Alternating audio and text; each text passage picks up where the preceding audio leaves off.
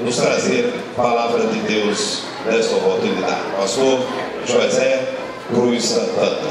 Dá uma melhoradinha aqui no microfone para ele, viu? O retorno aqui desapareceu. O retorno aqui desapareceu. Ajuda aí, vê aí.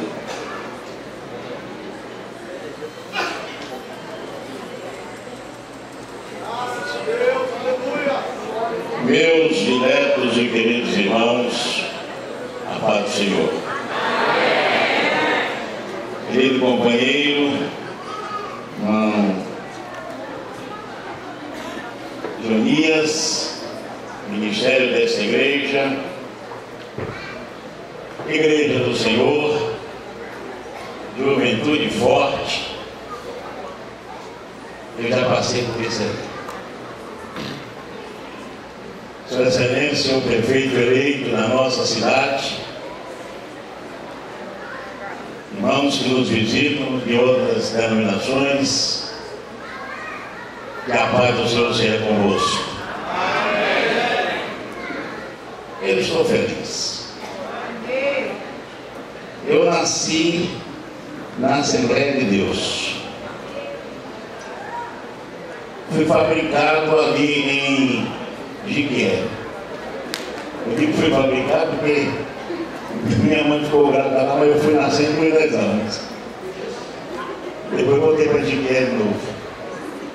Meu pai foi pastor por 60 anos nesse estado. E depois apareceu uma sergipana que andava pisando em ovos. E eu dei uma olhada nela e não deu outra. E era filha de pastor também. E Deus nos uniu. E estamos nesta jornada há uma boa temporada. Mas eu estava ali pensando, os irmãos cantando, e eu refletindo sobre quem é Deus. Glória a Deus. Dois jovens sem manutenção, sai da Suécia, vai tentar trabalhar nos Estados Unidos. Deus os tira de lá e envia para Belém do Pará. Contra todos os nossos prognósticos, não era Uruguai e Terra. Podia ser São Paulo, Rio de Janeiro, que era a capital na época. Mas Deus mandou lá para o norte. 44 anos depois estava em Guaratinga. Guaratinga. Eu ia dizer Guaratinga, mas estava em Guaratinga. E há 70 anos atrás não era essa cidade assim. Era um pouquinho de gente que existia aqui. Mas Deus mandou o Evangelho Pentecostal para aqui, para essa cidade. 70 anos são passados. Ele continuou firme e forte. 2 homens apenas. Hoje mais de 20 milhões de membros. Não pode ser uma coisa normal. É a mão de Deus estendida. 2 homens só. Em 100 anos se tornou a maior denominação evangélica desse país. E estendeu seus tentáculos para várias partes do mundo. Os professores de uma igreja que já tem mais de 80, Feira de Santana, e já espalhou esse evangelho da salvação, da remissão, do movimento pentecostal por esse mundo afora. Aí eu fiquei pensando que é que eu vou dizer aqui essa noite, com essa festa maravilhosa? Aí eu lembrei de um versículo que está lá em Isaías. Desde a antiguidade não se ouviu, nem com os ouvidos se percebeu, nem com os olhos se viu um Deus além de ti, que trabalho para aqueles que lhe esperam. Esse é o Deus que nós servimos. Interessante, quando a gente fala na igreja, a gente estimula os irmãos a trabalharem para Jesus, e deve ser assim mesmo, trabalharem para o Senhor, jovens, nós jovens, trabalharmos para o Senhor, e isso é bom, estimular os crentes para fazer a obra do Senhor. Mas a Bíblia diz que, independente de nós trabalharmos para Ele, Ele trabalha por nós. Sabe por que estamos aqui hoje? Porque Ele trabalhou por nós. Ninguém vai deter a marcha vitoriosa dessa igreja, porque essa igreja é do Senhor. Não se ouviu, nem com os ouvidos se percebeu, nem com os olhos se viu um Deus além de ti. É claro que existem tantos outros deuses com letra minúscula que se arvoram a fazer alguma coisa, mas desde a antiguidade Deus é Deus. Ele trabalha para você. Ele trabalha para a igreja de Guaratinga. Ele trabalha pelo seu pastor. Ele trabalha por esse ministério abençoado. O Senhor continua trabalhando por nós. E é por isso que essa igreja marcha vitoriosa há 70 anos. Mas deixa eu dizer uma coisa. Eu quero associar esse texto a um outro texto, que está lá em 1 Pedro, capítulo 2, e versículo 9. Deus trabalhando por nós. Observe o que Pedro diz lá. Pedro, sabe quem era Pedro? Pedro era gente boa, intempestivo, às vezes até violento. Andava com Jesus e parece que ele não se mirava no exemplo de Jesus. Numa certa ocasião, alguém estava falando algumas coisas e ele tomou a palavra. Pedro era assim.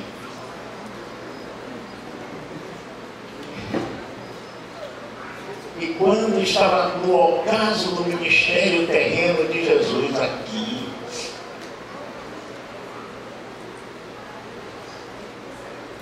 Jesus disse algumas palavras aos seus discípulos e Pedro retrucou.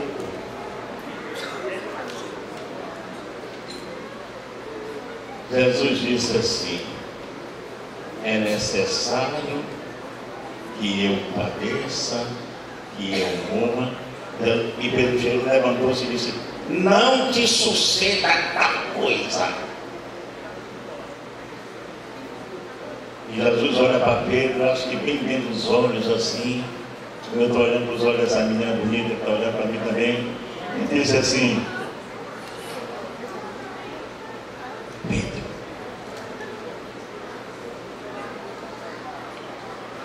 para trás de mim, Satanás. Mas quem está na frente dele? Pedro.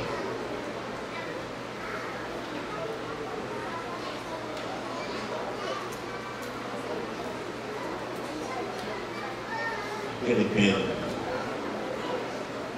que pouco antes, quando Jesus disse que Observe esse detalhe, irmão, porque essa igreja vai continuar marchando vitoriosa.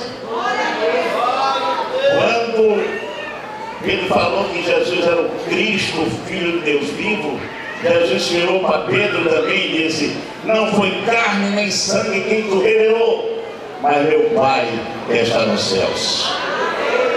E Pedro gostou daquilo. E quando Jesus continuou o seu discurso dizendo da necessidade do seu padecimento e da sua morte, Pedro disse: não! Jesus disse: está atrás de mim, Satanás. Não era o mesmo Pedro? E menos de 5 minutos antes foi inspirado pelo Espírito Santo, mas que facilitou e deixou o diabo usar. Mas essa igreja será sempre usada pelo Espírito Santo de Deus. Mas depois Pedro se converteu. E eu me lembro que quando foram prender Jesus, Pedro ainda meio intempestivo, sacou da espada. E um dos soldados que foi prender Jesus recebeu uma espadada no meio da cabeça. Você vai dizer: não, foi na orelha. Foi na orelha. Como o camarada desviou? Você não acha que ele foi cortar a orelha? Ele foi descer a espada no meio da cabeça. Mas deve ter desviado, botou a cabeça. Jesus pega aquela orelha no chão, coloca no seu lugar e adverte a Pedro.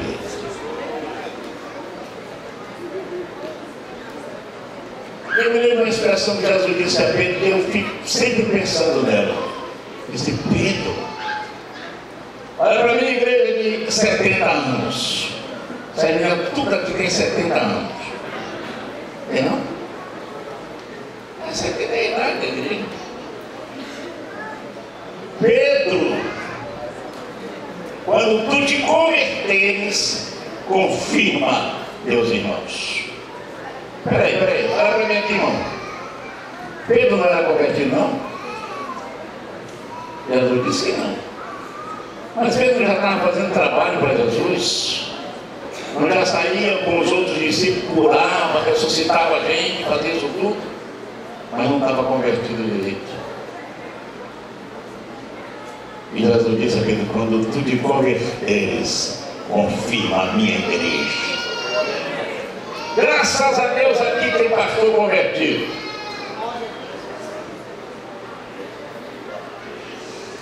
Esse já está convertido. Não precisou da espada. Mas Pedro ficou naquela expectativa. E Jesus foi crucificado. E Pedro viu tudo. E até resolveu voltar para pescar. Jesus morreu. Não tem mais chance. Jesus morreu. O que ele vai fazer? Vamos voltar a pescar. Voltaram a pescar. Em uma dessas pescarias eles passaram a noite toda. E sabe quantos peixes eles pegaram? Nenhum. Peraí. Pedro era pescador, habilidoso, era dono de uma empresa de pesca. E conhecia quando o mar estava propício para pescar. Se eles disseram: vamos pescar, naquela noite, naquela madrugada, era tempo bom para se pescar. Não pescaram nada. De manhãzinha, já amanheciam, voltavam para a praia, desiludidos. E vê um homem na praia caminhando, que se volta para ele e diz: ei! Vocês aí, lança a rede do lado direito do barco. Aí Pedro gritou de lá: Senhor, não conhecia quem era o homem que estava lá. Senhor, passamos a noite toda e nada apanhamos, mas sob tua palavra lançarei a rede. Lançaram a rede. E quando tentaram puxar, ela estava excessivamente pesada. E todos foram ajudar. E quando conseguiram trazer a rede, tinha 153 grandes peixes. Aí Pedro resolve olhar melhor e diz: é o Senhor. disse que estava nu, quer dizer, sem camisa. Correram para Jesus. E Jesus olhou para Pedro e disse assim: lá ele preparou os peixes, todo mundo comendo, se fartando. Jesus olha para Pedro, bem dentro da bata do olho, e diz: Pedro, tu me amas?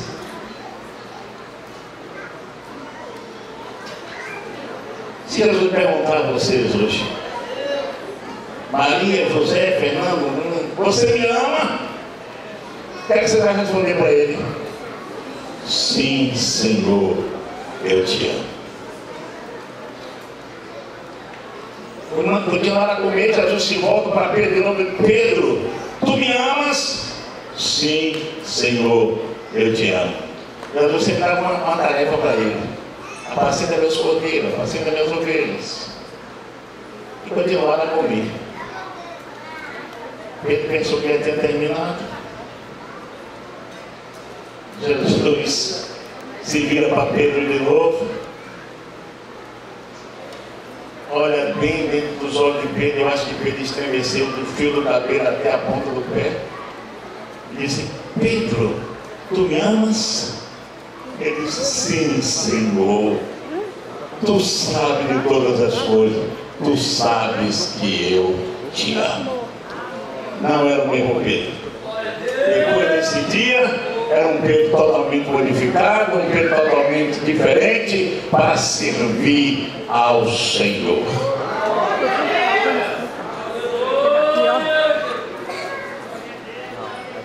E quando Jesus foi preso,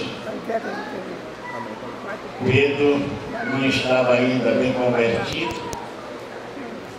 ficou de longe olhando e negou Jesus 3 vezes. Foi por isso que ele perguntou ele 3 vezes se ele o amava.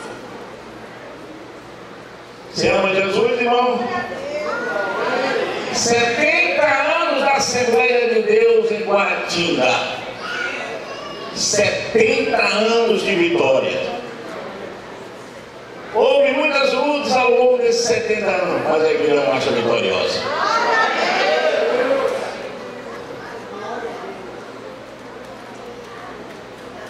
Depois daquele encontro com Jesus, Pedro se tornou um outro homem. Em vez de negar Jesus diante de uma criada, não que ele está desprezando a criada, mas a criada não tinha nenhum poder sobre Pedro. Mas ela disse: esse parece um dos galileus, um dos que eu nem conheço esse homem. Mas quando Jesus o interrogou, perguntou se ele o amava, realmente ele foi modificado. E depois disso, geração, fala forte para alguém em Feira de Santana. Os irmãos sabendo que eu estou trabalhando, né? Senão a pessoa sair de lá e estou aonde? Nós somos a geração eleita. Deus nos elegeu. E não é só para esses 70 não. É até o dia que as nuvens se rasgarem e ele aparecer dizendo: vinde bendito de meu Pai.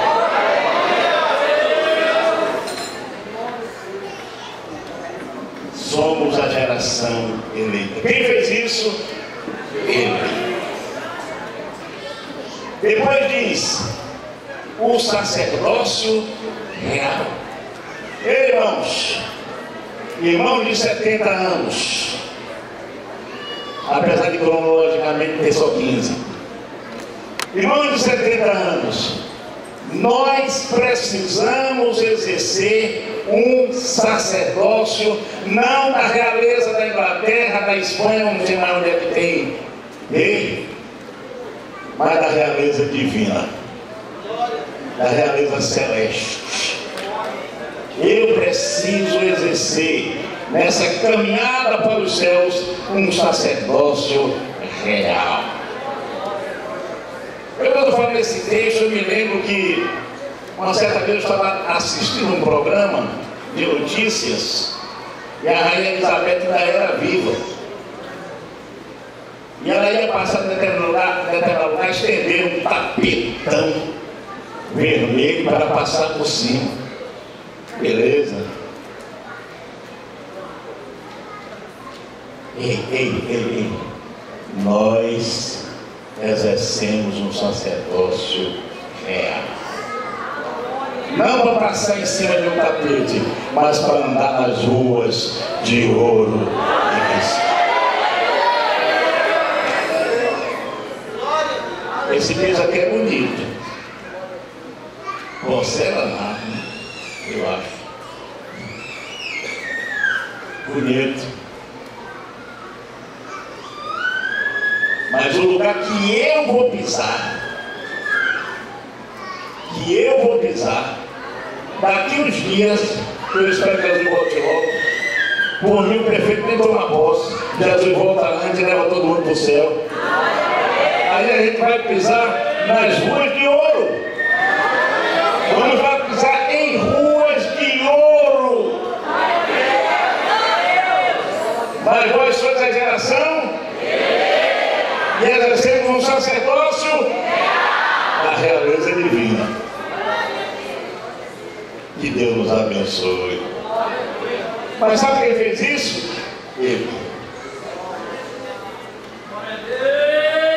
Eu não fui eleito pelas minhas campanhas, pelos meus méritos, mas eu fui eleito pelo sangue de Jesus Cristo derramado lá na cruz do Calvário, que me purificou e me elegeu para morar com Ele nas mansões celestiais. Eu gosto de ouvir cantar aquele hino que diz assim: face a face espero vê-lo. Face a face espero vê-lo no além do céu de luz.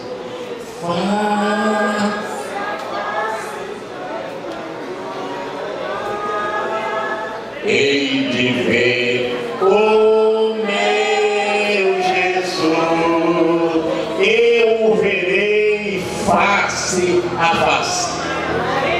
Eu pensei que você ia dizer, e eu também. Então eu vou dizer de novo, eu o verei face a face. Não vai demorar. A qualquer momento Jesus rasga essas nuvens e nós subiremos ao encontro dele.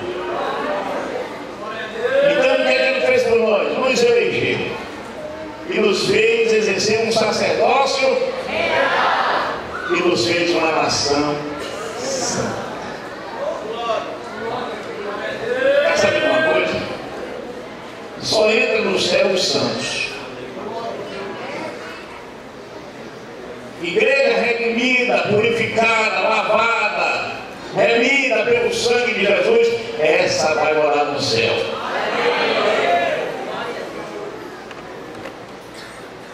Mas ele fez a nossa eleição.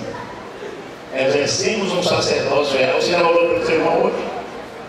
Então, tem que exercer o sacerdócio. E nos fez povo santo. Está escrito na Bíblia: buscai a paz com todos. Se você olhar para a sua direita e olhar para a sua esquerda, você tem que dizer assim: eu te amo, meu irmão. Você tem que amar seu irmão.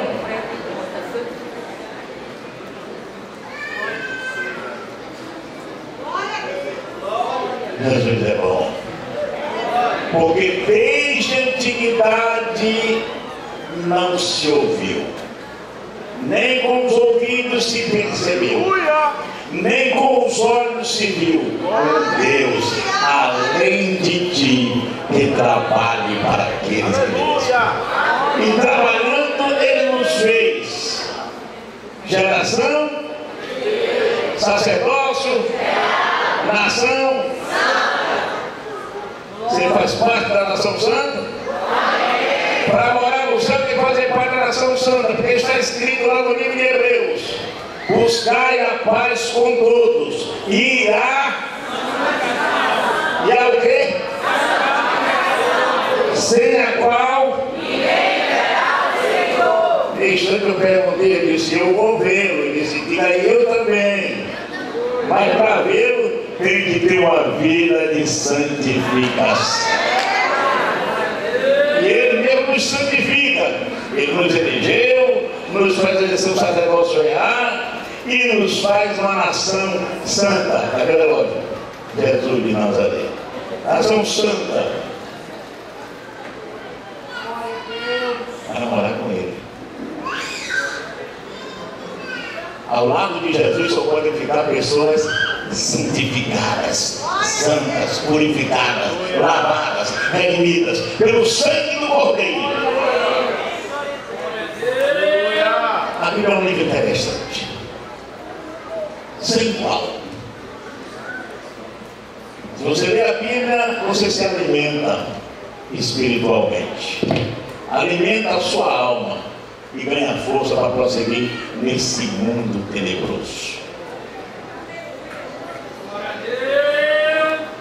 E ele nos fez nação santa. Buscai a paz com todos e a santificação, sem a qual ninguém verá o Senhor. Posso fazer uma pergunta? Quem quer ver o Senhor? Fala assim. Ou tem que santificar a vida? Ou tem que se deixar ser santificado por Ele? Sem a qual ninguém verá Deus. Mas vós sois a geração, o sacerdócio, a nação e o povo adquirido. É escolhido também. O povo adquirido. Ei, irmão, você não se pertence. Muitas vezes a gente diz assim, porque eu faço, eu realizo, sem mim não faria nada. É ilusão. Eu fui comprado, lavado, purificado pelo sangue do Cordeiro. Você sabia que você foi comprado? E você não se manda, quem manda em você é Ele. Às vezes a gente extrapola um pouco, mas é Ele que manda na gente. É Ele que manda em nós. É Ele que deve dirigir os nossos passos.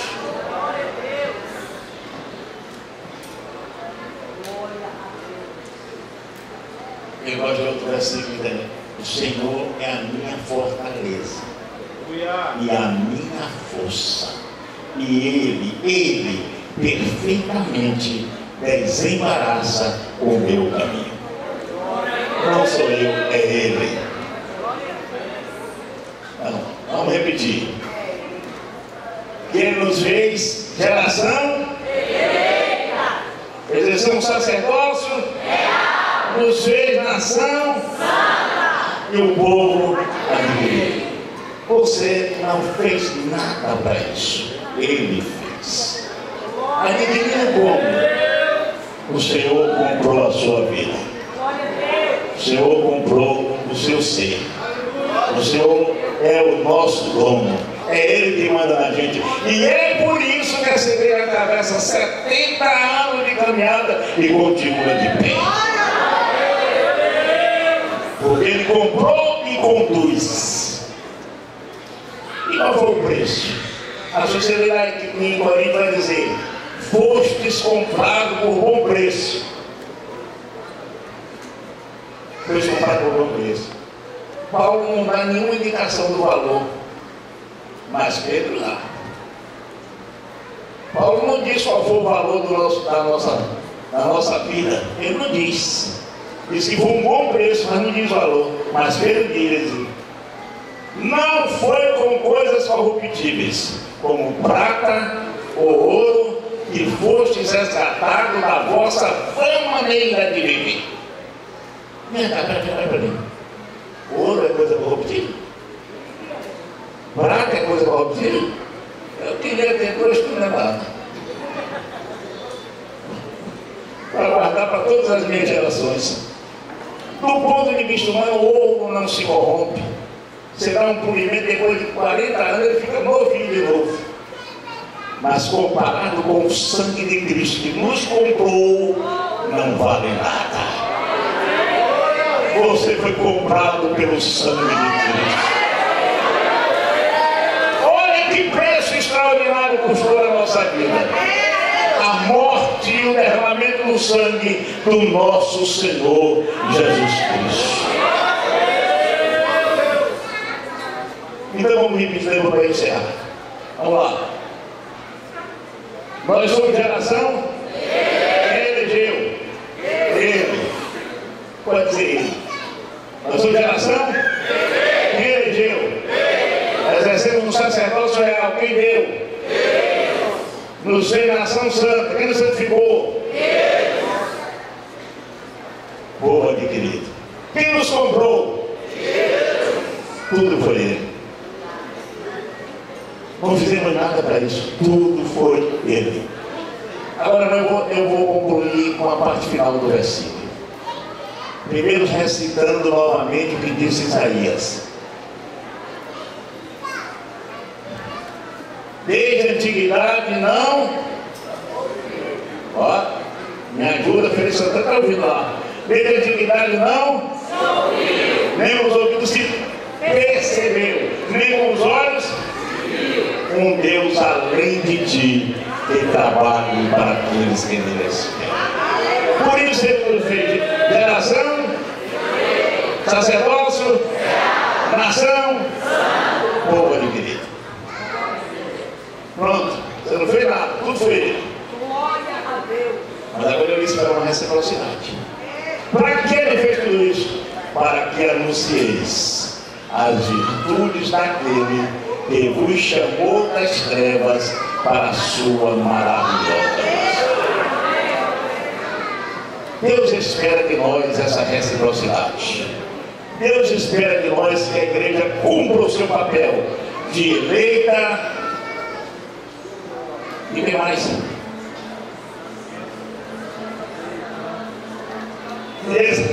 De um sacerdócio que ele deu, de santificar Jesus e comprar por ele. Ele agora espera que nós, como igreja, por 70 anos, anunciemos aos outros que Jesus é o Senhor, que Jesus é o Salvador e que vai nos voltar para nos levar para as mansões celestiais. Que Deus em Cristo abra as portas dos céus e nos convide, talvez hoje mesmo, para morar com Ele pelos séculos dos séculos. Amém.